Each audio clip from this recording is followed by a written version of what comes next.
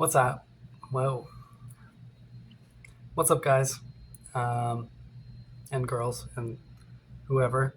I'm going to go ahead and talk about my October, everything I read in October, because once again, it's, December. I'm like over a month behind on getting this out, which is fine. It's whatever. Hopefully, I can remember something about these books. Um, yeah, I'm chilling here in a hotel for work and thought I would do this video.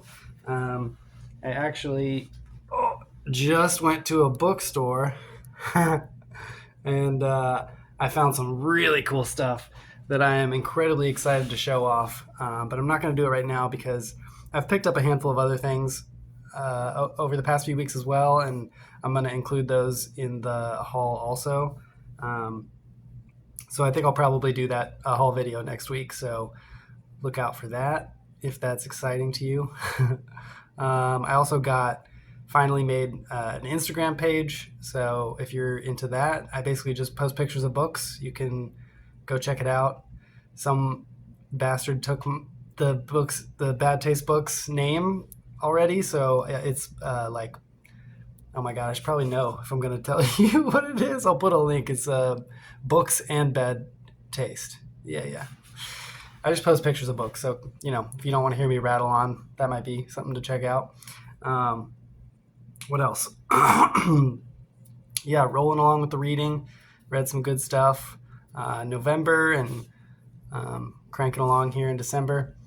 I've been in the emailing with Ira from SF Words of Wonder, and we're probably going to do a buddy read on his channel in January or February, so that'll be fun and something to look out for. Yeah, let's get into everything I read in October, and hopefully I remember things about these books. So the first thing I finished in October was Deathlands. Oh, so I tried to read mostly horror in October just to get into the spooky mood. I didn't entirely succeed, but more or less, it's all horror. This first one, though, I barely finished. I think I finished this on the first day of October. I had already been deep into it, but that's Homeward Bound, Deathlands, Book 5 by James Axler, which is a house name, of course. If you've been following along, I've been reading through the series and listening through graphic audio to some of them. And it's just like a post-apocalyptic action-adventure, men's adventure series. I love it. I think I'm quickly becoming a diehard Deathlands fan. This one is more of the same. They teleport into this area. They wind up near New York City, and they decide to go to the main character, Ryan Cawdor's hometown of Front Royal, Virginia, which is being run by his lunatic brother, and lots of action, adventure, and craziness ensues. For those who care, apparently Deathlands is getting the, I don't want to call it the Netflix treatment because I don't remember which streaming service is picking it up, but they're getting they're making a full big high production TV series based off of Deathlands, which is really exciting because for being such a big IP, there's over 170 books or something now, and they're still making them. This has only been adapted once, and it was this particular book, Homeward Bound, Deathlands number 5, that was adapted into a Sci-Fi Channel TV movie that I never saw, despite loving Sci-Fi Channel original movies in my youth. I remember it coming out and being like, what is that? But now I know, and now I want to watch it, and I could not find this movie anywhere. I couldn't find it online in English. I found it in Russian. It's not on any streaming service. I can't rent it on Amazon. I couldn't find it to watch it. I wanted to watch it and then talk about it in relation to the book, at least briefly in this video. But it's I don't know. I've even stopped at a few Second and Charles and other stores like that to try to find a DVD of it. I haven't found it yet. I'll watch it one of these days. But yeah, that one's hard to find. Go figure. But yeah, this is another fun one. Love Deathlands. I'm already like, man, I got to get me a Deathlands shirt. But yeah, just another 4 out of 5. They're all like 4 out of 5 for me so far. They're great. Yeah. So now we're starting to get into, I was trying to read mostly scarier things in October to get in the mood. And I, I listen to audiobooks a good bit because I travel for work and I'm in the car a lot. And so I was just at this time kind of looking for, things that were available on Libby, which is, if you're not familiar, it's an app tied to your library card, and you can rent books for free, which is pretty cool. Ebooks and audiobooks. And you have to like go on a hold, and then you only get it for 2 weeks. So oftentimes you'll have a bunch of things on hold and nothing comes in, and then all of a sudden like 7 books come in at once, and you're like, ah. But I knew nothing about this book, and the only reason I snagged it was because it has a VHS tape cover. And then I got all excited and started adding a bunch of other books with VHS tape covers. I used to be really into VHS tapes, used to collect them. And so that's enough for me. The marketing gurus got me. And that book is Home is Where the Bodies Are by Geneva Rose, published in 2024.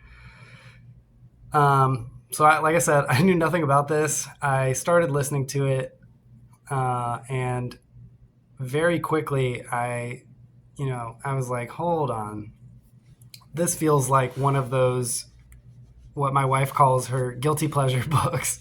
So my wife also likes reading. She mostly reads science fiction. She likes, kind of harder science, sci-fi and stuff. And she prefers to physically read those books because she says she needs to like pay attention to them and stuff. But if she's just driving or doing something around the house, cleaning or whatever, she'll get like what she calls guilty pleasure reads. And they're just like these quick audiobooks, what I kind of refer to as these like mild thrillers. They're very popular nowadays in the mainstream. And I don't want to usually written by women, starring women, which is fine. That's great that exists. It's just kind of what's popular nowadays. These mild thrillers is what I call them. And I could tell right away that I was like, this feels like one of my wife's like guilty pleasure, like audiobooks that she'll listen to. And it's so funny because I was telling her later that day, I was like, yeah, I've been listening to this book. It's got a VHS tape on the cover. And she was like, oh my God, I'm listening to a book with a VHS tape on the cover. And we were, of course, listening to the same book the same day, and we didn't even know it. So after looking it up later, the author Geneva Rose, I guess, kind of came out of nowhere. She was kind of high up at marketing at some corporate company, really good job. And on weekends and nights, she was writing books. And then I think she released her first book with a small print publisher, and basically used her marketing genius to market her own book, and was kind of one of the purveyors of book talk, and has kind of blown up on TikTok, and I guess is now like a very big deal writer in mainstream fiction. I had no idea about any of this. I just saw a VHS tape. I don't do TikTok. I think it's brain rot, and I think it's responsible for the dumbing down of America and the loss of our collective attention span. So nothing against book talk. I'm glad people are talking about books, but I don't love TikTok. So I didn't know anything about this. Anyways, all of that to say that the book is very, what is it the kids these say? Mid. It's hardcore mid, bro. It's basically about this woman who comes home because her mother dies, she's home because her mother is dying, and then her mother dies, and her brother and sister get home like a day after her, and they're going through the VHS tapes of like old family videos, and they find this video of their mom and their dad basically hiding a dead body. I'm just like, okay. um, and it's all about like, it's sort of a mystery of them finding out, who it is, like what's going on essentially. And because they're like, surely mom and dad didn't kill, someone. So who did? Why are they hiding the body? Yada, yada, yada. And another thing, not to talk about my wife this whole time, but she's way smarter than me as a person. And anytime we see a movie together or anything, within minutes, she'll be like, oh, this person killed, like, this is the person that did it. Or like, oh, this is how this is going to end. And it's so annoying because she's always right. And I'm the type of person to just like be going along for the ride. And then at the end, I'm like, whoa, what a surprise. With this book, I mean, it wasn't even a guess. It was just like the author laid out some clues and I was picking up the breadcrumbs. And very quickly, I was like, this person is the killer. Like, duh. And I was right. And that's lame. I don't want to be able to do that. It was like super boring because I was like, I know who did it and I was right. And there you go. So I don't know. I'm giving this one a 2.5 out of 5. It's like a perfectly serviceable book, I guess. Just like very formulaic and kind of boring. The next one I read was Headhunters by Louis Paredes, published in 2024. This one was sent to me by the author, and I did a whole video talking about it. It's a lot of fun. It's about this boy who can communicate, or he can see his like dead grandpa. And there's these like ancient Mesopotamian bug demons who come to Earth to collect the dead. Sorry. We'll edit that out. And they come to collect the dead, and he kind of goes on this adventure to save his grandpa, who's like a decapitated floating ghost head. It's a lot of fun. Like I said, if you want to hear me talk about it, I did a whole video on it. And I give this one, I think, 3.5 out of 5. All right. So the next one that I read was Between Two Fires, published in 2012 by Christopher Buehlman. So I had never heard of this, and I read it because I'm in a horror book club in person where I live. And I didn't even end up going to this meeting because I had other stuff going on, but I did read it. How do I talk about this book? So I guess I'll start with what it's about. It takes place in France in like the 1300s during the Black Plague, and it's about this knight guy who is part of this kind of like gang of people that go around and pillage and stuff through this plague ravaged countryside of France. And they encounter this little girl in the very first scene, and all of these bad men are about to rape her. But the one guy in the group is basically like, no. And he slaughters all of his other group mates. And it's about his journey with this girl through Black Plague-ridden medieval France. But there's more to it than that. Like they encounter actual demonic creatures, and there's this whole through line of like, is she an angel?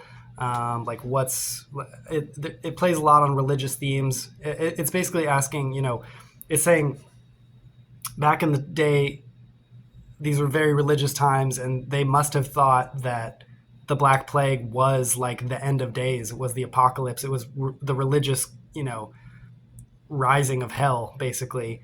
And the author postulates, well, what if it was? What if heaven and hell, good and evil, were having a battle that was sort of taking place on Earth and affecting Earth. Really fascinating stuff. I'm not super knowledgeable about religious stuff, so I think a lot of it was lost on me. I even think some of the scenes kind of went through like the 7 deadly sins. I think the writing is fantastic. Christopher Buehlman is an incredible writer. I also believe this was one of like Reddit's like R Horror's favorite books of last year or something. And it's fantastic. How did I personally feel about it? I liked it a lot. I didn't love it. I do think that there are a lot of scenes that are a little too intangible, a little too metaphorical for my own personal tastes.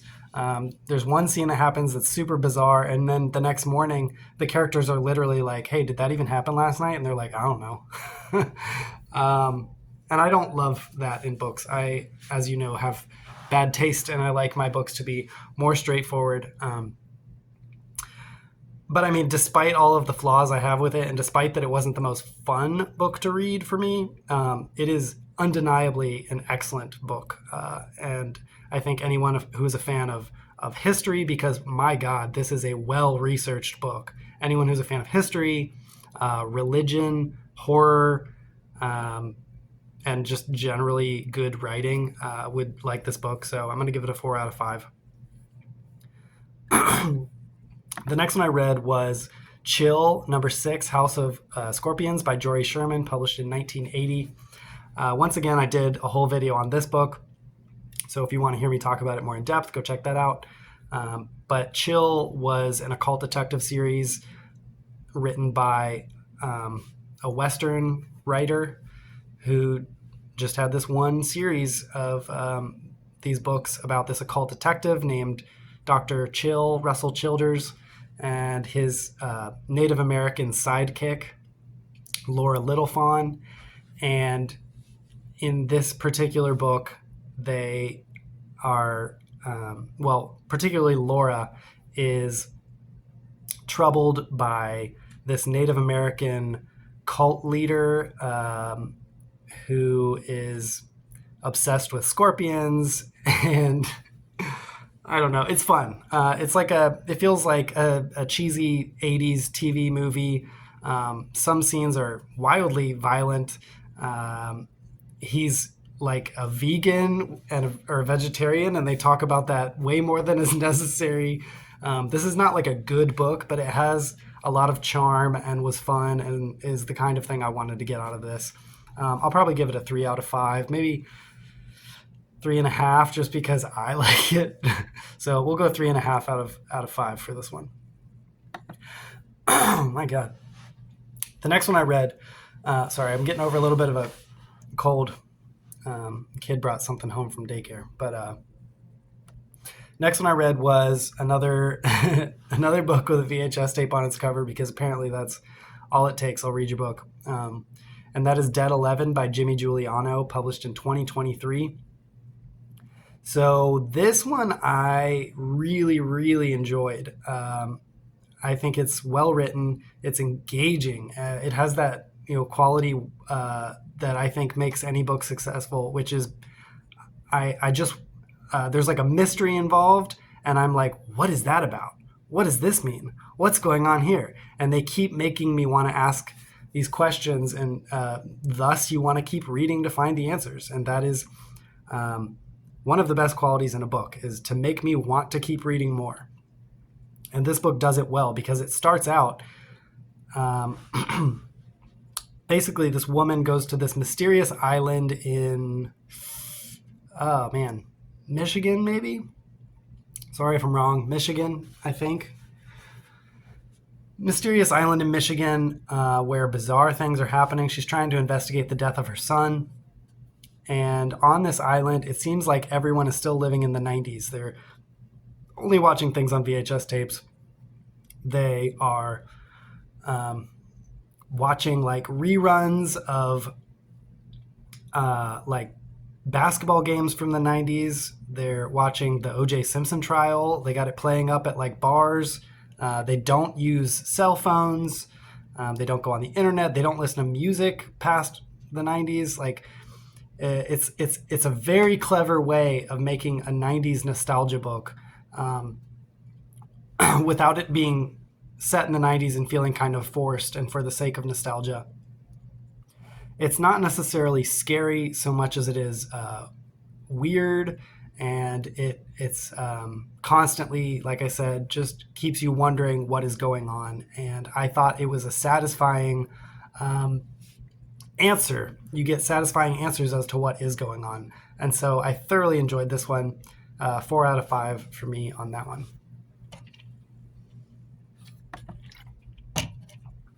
The next one I read was Devour by Kurt Anderson, published in 2016. So this one I just thought would be a fun creature feature type book. As you can see on the cover, there's a cruise ship and a giant sea monster, and I was sold. It's basically about this cruise ship that also happens to have an illegal high stakes poker game going on, as well as a few other, human element type dramas. And of course, this giant predator sea creature has been risen from the depths of the sea due to global warming, and he is attacking this boat. Sounds great. Unfortunately, the book is like 80% human drama on this boat that, frankly, I didn't care about, and 20% or less actual creatures. Oh my God, talking this much is not doing good things for my throat. So now you just have to sit here and watch me drink. Yeah, a lot of human stuff going on that really wasn't that great. A lot of cardboard characters, and just a little bit of creature feature stuff. It's not bad. It just feels like exactly what you would expect, but just not that great. Like, I would maybe give it, I'm probably going to go 2.5 out of 5 for this one. I could give it 3 if I was being generous, but I'll go 2.5 out of 5. All right. Sorry, I'm trying to talk fast. I read a good bit this month, and I don't want the video to be too long for you guys, but what the hell do you care? If you want to hear me talk about books, you'll hear me, and if you don't, then you'll leave. So maybe I'll slow down. All right. So I've been doing the Sackett read-along with a group of other booktubers who I will link below. Might have to take a break. My God. All right. Who I will link below. So this month, October, not this month, but in October, I did read 2 more. And I will spoil a little bit for you that I quit. All right, hold on. I got to take a minute. God. How do I stop this? All right. So I will tell you that I did quit the Sackett read-along. As you may have known if you watched last month's reading wrap-up, I was not thrilled with the first 2 books in the series. I think Louis L'Amour, at least in this series, has an odd way of storytelling. He jumps around a lot, and it's fairly jarring. And I'm no expert, but is he a good writer? I don't know. I don't love it. Now, the third one, I will say, was better than the first 2. That is The Warrior's Path from 1983. The story is about Ken Sackett, who is one of Barnabas Sackett's children. And basically, this girl goes missing. The locals think it has to do with Native Americans. Ken Sackett is not so sure. He goes on this adventure to find out where this girl is, who has taken her, why. It's action-packed. It's fun. Yeah. Solid. I didn't hate it. It still has elements of the problems that I was having with Louis L'Amour's writing in the first 2 books, but less so.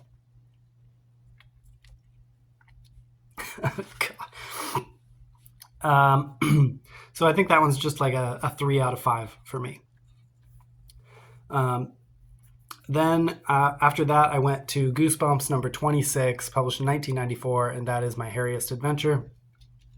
I had heard not good things about this one. People in the who are Goosebumps fans kind of say that this is one of the lesser entries, and I was pleasantly surprised. I thought it was a lot of fun. It's on the goofier side, but I mean, really, if this was happening to you, it would be kind of scary too. Basically, about this kid who just starts growing hair on his palms after like playing with this weird old suntan lotion or something that they find in the woods. And I really loved how it ended. It's got a very classic like Goosebumps twist kind of ending, and I thought it was a lot of fun. So I think this one is a 3.5 out of 5 for me.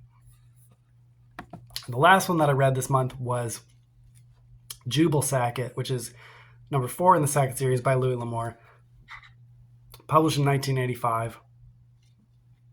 So I read Jubal, and then in the next month I read the 5th book, Ride the River.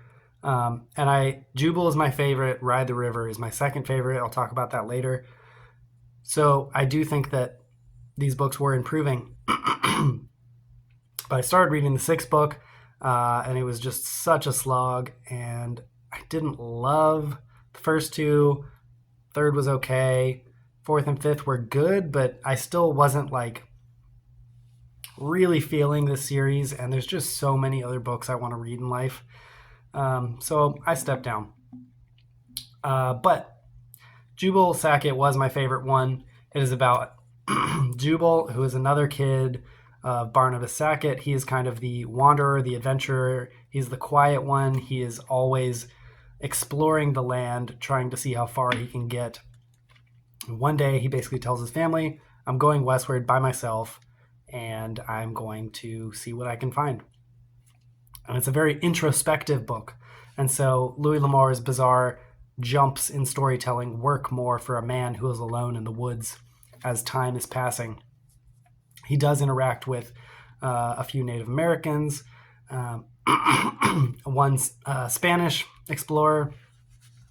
But the book is really more an introspective work on analyzing colonialism, the settling of America, the relationship the Indians had to the settlement of America, and then also just a lot of introspection on the main character and why he feels the need to leave his good home life and go exploring, why we as humans feel the need to do these big things, and perhaps some people feel the need to be the loner and to strive to accomplish things that or strive to see the unknown. And I found just a lot of Louis L'Amour's ruminations on all of these things to be very well done and interesting, and made for a far superior book to the rest of the series, in my own opinion.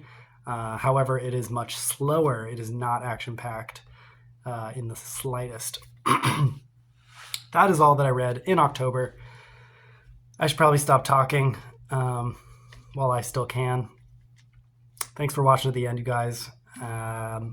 Yeah, let me know if you've read any of these or you have any opinions. And I will see you next week for a pretty sweet book haul. Later, guys.